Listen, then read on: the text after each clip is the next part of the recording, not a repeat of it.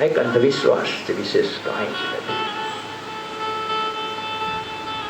દુઃખનો અંત લાવો છો તો એક જ ઉપાય છે ને, પરમાત્મા સાથેનો પ્રેમ.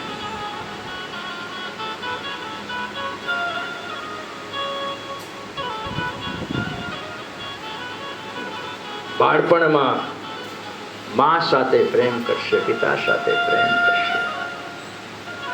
થોડોક મોટો થાય, મિત્રો થોડોક મોટો થાય, પત્ની સાથે પ્રેમ કરશે. જવાબદારી આવે, ધન સાથે પ્રેમ કરશે.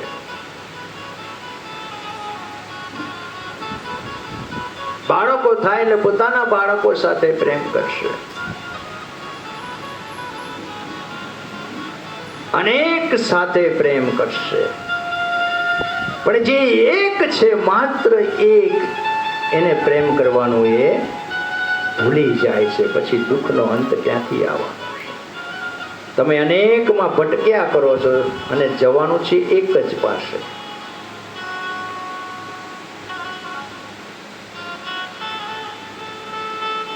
આ તો જ્યાં સુધી ગયા નથી એક પાસે, ત્યાં સુધી એક સંખ્યા છે. જ્યારે પરમાત્મા અને ભક્તનું મિલન થઈ જાય ત્યારે ત્યાં કોઈ સંખ્યા નથી, એક પણ નથી રહેતું ને શૂન્ય નથી રહેતું. એ લીન થઈ જાય. સ્વતી કી વાર્તા.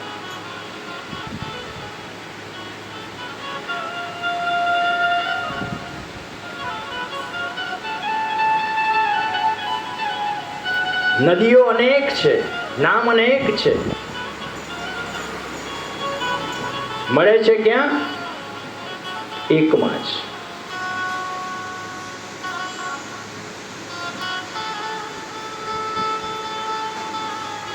બસ એ એકમાં જ મળવાનું છે. એકની જ શોધ કરવાની છે, એકનો જ અનુભવ કરવાનો છે.